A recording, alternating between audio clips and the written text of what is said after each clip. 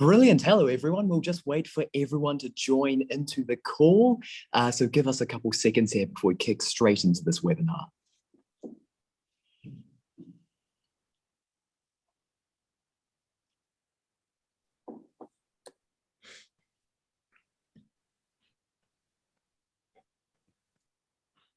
Fantastic. All right, then. Well, before we get into it, I'd first like to welcome everyone to the Tiger Global Case Competition 2021, with our key theme being the future of mobility. As we know, the Tiger Global Case Competition is the largest global virtual case competition for high school students, brought to you by our principal partner, Tiger Global Management, our official sponsor, PwC, our global partner, P&G Investments, and all powered by Crimson Education. The Tiger Global Case Competition is an opportunity for students ages 13 to 18 years to step into the shoes of consultants and solve real business challenges.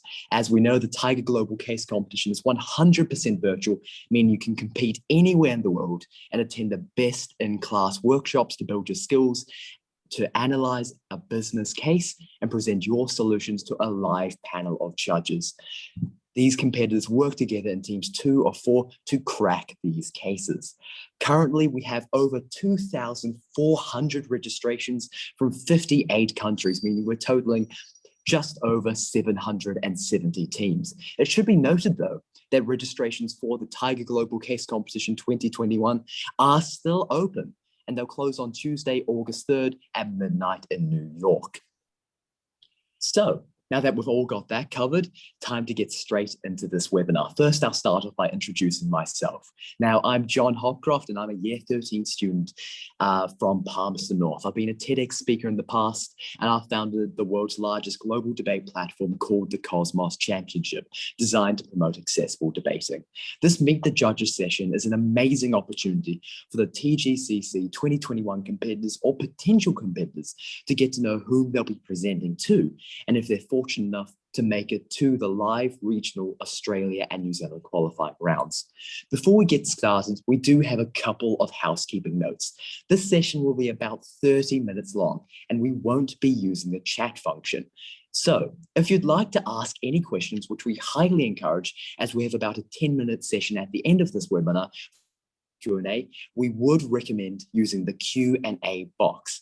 That being said, please ask any questions you do have, whether that be for our judges or for the Tiger Global Case Competition in general, as we do have a couple pros from the team in this call.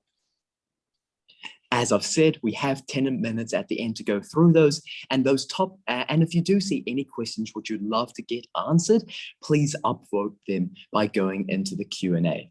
While I introduce the panel we have today, we're going to drop a couple of polls to learn a bit more about who's joining us on the call today. Please answer these so we just have a bit of a better idea about who's in this fantastic call. So first off, I'd like to introduce David Bosson. Let's welcome David from Auckland. So originally from New Zealand, David has spent most of his working life putting diverse ideas and people together to solve problems and make a difference through innovation. A senior consultant at Crimson Education and formerly the CEO of Clovelly Estate, member of M Solutions, and Dean at the Queensland University of Technology and Pro-Vice Chancellor, and Dean for the School of Business at the University of Otago. Professor Bosson's diverse background includes a PhD in chemistry from the University of Auckland, as well as an SM in management as a Sloan Fellow from MIT. How amazing. He's also been widely recognized for his work linking academia and business. So it's fantastic to have you here today, David. Next, it's my pleasure to introduce Andy Blair. Now, Andy is from Topor. Welcome once more to this call. Now, Andy is the president of the International Geothermal Association and the co-founder for Upflow, a geothermal consultancy, research, and innovation company that builds expert teams to provide intelligent solutions to global industry. The nexus between science, business, and community is where her expertise sits. She has a deep understanding of the drivers relating to business, of science, and has a proven ability to turn scientific ideas into economic gains, a value which cannot be understated. She has a passionate advocate for diversity. Andy is the co-founder for Women in Geothermal, or WING, a global movement of men and women for the empowerment of women in the geothermal industry. So Andy, it's fantastic to have you on the call today. Ta-da. Our third incredible judge I have the pleasure of introducing today is Daniela McKenzie. Daniela also joins us from Auckland. She's an investor for early stage ventures, and Daniela is an experienced tech investor, director, and global strategy executive committed to supporting startups and their founders through coaching, access to networks, and governments. Daniela, once more, it's fantastic to have you on the call. Happy to be here. So as you can see, we have a stellar group of, stellar panel of judges in front of us for this region who are excited to share insights with you into their incredible careers and see what makes them tick. Don't forget, if you do have any questions for this panel in front of us today, or for the Tiger Global Case Competition in general, please drop them into the Q&A box below, and we'll have a live Q&A at the end of this session. So with all that being said, let's get started. My first question for this panel is going to go towards Daniela. So Daniela, what do you think is the most important skill for young people to possess in today's job market? And do you think TGCC helps them develop that skill? Absolutely. I think that the ability to distill complicated into simple, to translate complicated into simple, to go across complex ideas in a way that is persuasive, that holds both the confidence of doing them and also an awareness and almost a doubt of its own, the person's own limitations and just kind of the other things that might impact complex ideas. I think it's an important skill that a young person can have. The way in which TGCC TGC will help students do that is via just presenting something quite complex at first in front of them, and then guiding them through ways of how deconstructing and fragmenting in manageable chunks, and then the aspects that will then guide towards the solution, and then giving them an opportunity to really convince and be persuasive about it in front of a jury. I think the other thing that young people is really important that they focus on, and a skill that will make them stand apart, is just remaining curious about the people in front of them, about the places where the light doesn't shine, and where they can inquire and remain observant about those other things that are a bit more subtle. And then just with each exposure to things like this, then they'll have a way to build and trust their instinct as they grow into new experiences. Fantastic. That's amazing. And David, how about yourself? What do you think is the most important skill for young people to possess in today's job market? And do you think TGCC helps them develop that skill?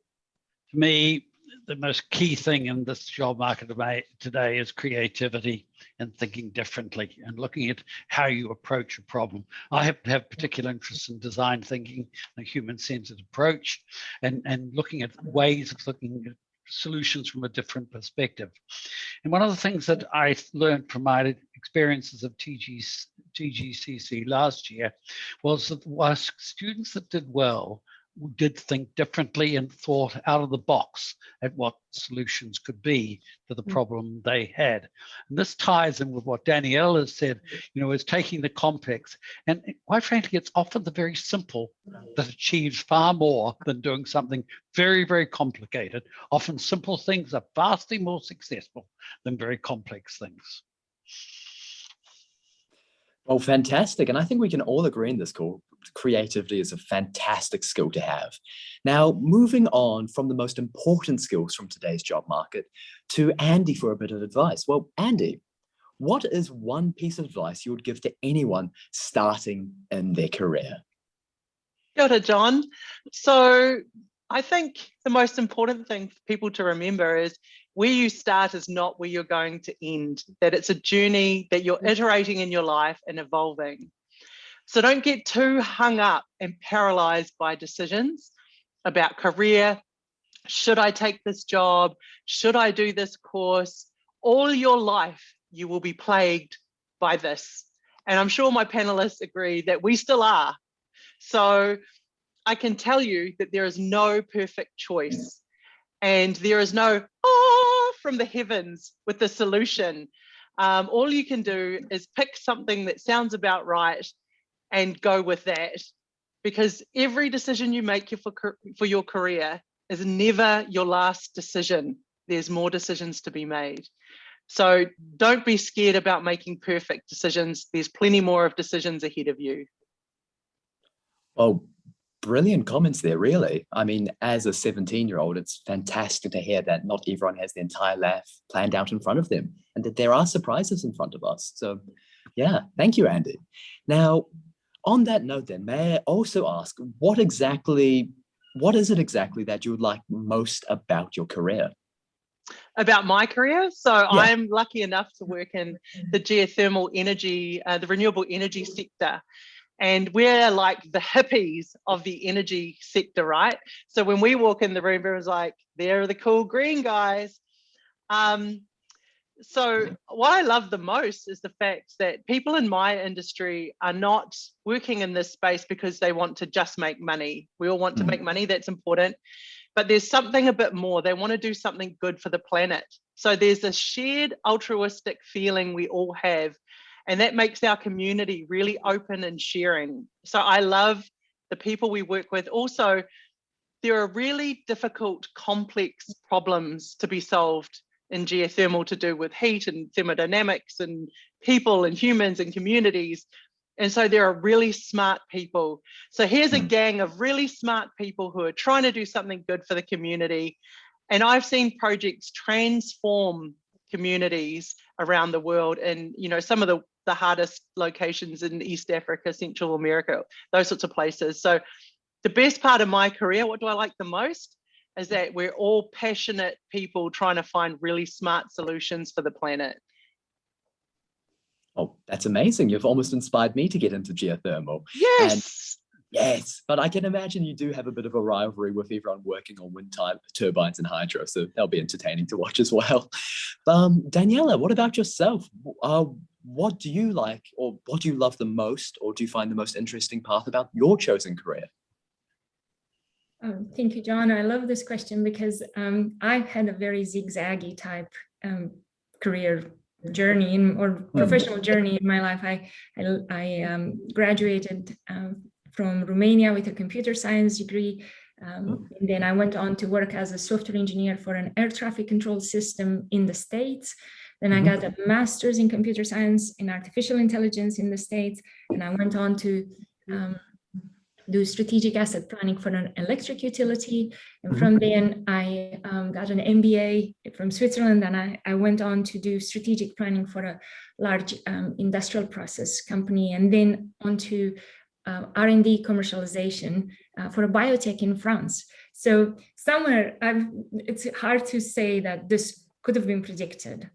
But as I look at it with hindsight, it did make sense, because every building block, I think the things that characterized it was that it wasn't lazy work, it wasn't hype, it was something where I felt like I can roll up my sleeves and get something done that makes sense for a cause that I can align myself with, that was relevant, that was challenging, that was interesting, and where I could learn from. And every one of those roles gave me a great satisfaction professionally towards the kind of skills I've had, the kind of barriers I broke as a woman in computer science way back when, and sort of the type of intellectual curiosity that brought to my life, and the ability to live and work in very interesting geographies and cultures.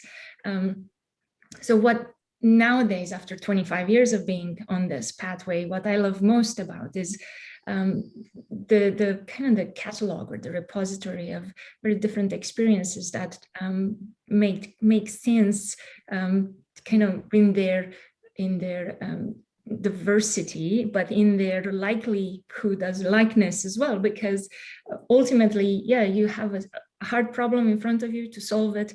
You apply kind of no lazy work to it, and you work with good people, and you know how to find good people to go forward. So what I do today, which is technology investing, fits really well with having built up those experiences over time, and enables me to remain at the cutting edge of what's happening in various domains, and gives me that constant stimulation of new ideas and new energy, and just interacting with people who start with blank pieces of paper. That is just really exciting. But I feel that I add that wisdom that I've acquired over time to it. So it's fun.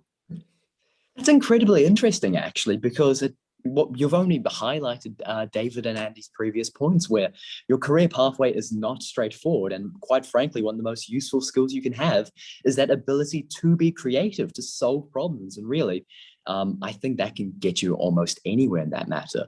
But on the point of career pathways and career direction, David, how and why did you choose the career path you're on now? I'm not sure you could describe that I've had a career path, because there's nothing. The only thing that's consistent with this is transformation. And I take in particular what Andy said, you know, because where you start, you have no idea where you're going to end up.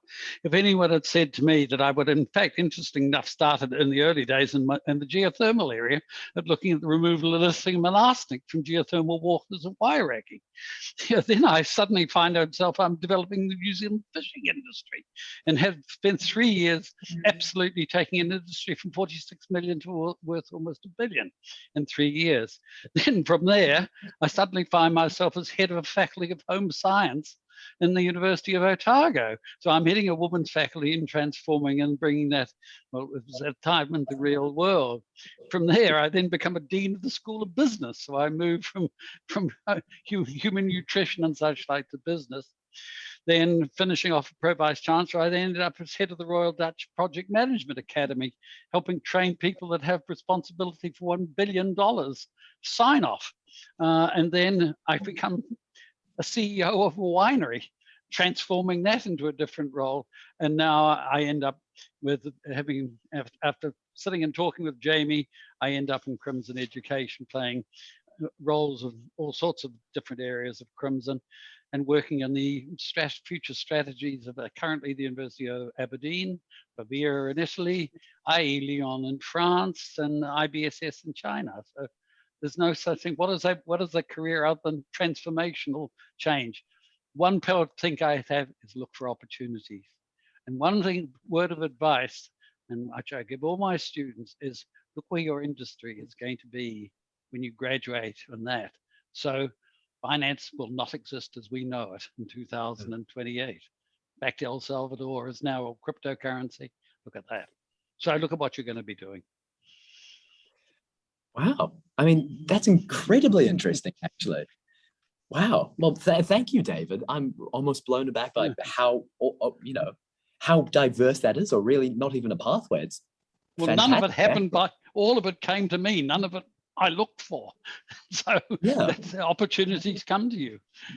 Amazing. And yeah, and I guess on that point of how opportunities come to you, it's really looking at trying to get every single opportunity you can get. And I suppose that's one thing the Tiger Global Case Competition does provide to high school students. And as we do zoom out a bit on that, I do want to talk about the industry as a whole. So coming back to Andy, what's the biggest challenge you're facing in your industry at the moment? Thanks, John. I think the biggest challenge that the geothermal energy sector is facing is the fact that no one knows what it is. Because you see the sun and you say solar, and you see sun, and you hear about wind turbines, you say wind power, people think wind. But when we say geothermal, we don't say earth. And so people, we're quite a technical community, and we talk to ourselves a lot. And I think our biggest problems is that we don't go out and speak outside of ourselves, right? So people don't know who we are. we have got solutions that some other generation types can't bring for the future that we want to see. We can provide solutions to some of the world's most pressing problems around water, access to water, food security, economic development, lifting people out of poverty, increasing prosperity for Indigenous communities, and yet who knows about us? And so our biggest problem is, how do we get influential people in the right places that can have an impact and lift us up for the future? How do we get them to know who we are and what we can offer? And so at the moment, as the president of the International Geothermal Association, that's a thing that I'm working on with a number of groups around the world, on getting some really good information and getting some really good messages and getting young people to love geothermal about it. And all it is energy, right? And we need young people energy. So that's probably the biggest challenge at the moment. Interesting. And you're 100% right in there, where whenever the discussion of green energy comes up, I guess as a teenager, geothermal isn't the first thing which comes to my mind, which is really unfortunate. And I guess the only time I think about it is whenever I'm going through Rotorua and go, oh, yeah, I forgot about that. Yeah, but yeah, thank you, Andy. And I just want to move on to you, David, for our second last question before we move into the live Q&A. And that is, what is the biggest challenge you're facing in your current industry at the moment? What the future of education actually is. And COVID has tipped that on the head. And I mean, the whole delivery and how education is going to be delivered in the future. And so the delivery modes are online and blended learning, but increasingly is how you use gamification and these sort of things as a means of a process of delivery of the education message as well. And so I think the education industry, it's like many other industries at the moment, like engineering, medicine and everything, that, you know, have been stuck in a tradition that desperately need change. And I was talking to someone this morning about what the future of medicine is, and the medical profession is not addressing it at this point in time. So, and I suspect Andy may think many engineers are not addressing what's happening in many of the areas of engineering at this point in time. That's another story. So blended learning, the whole, how you deliver education to everyone. Right.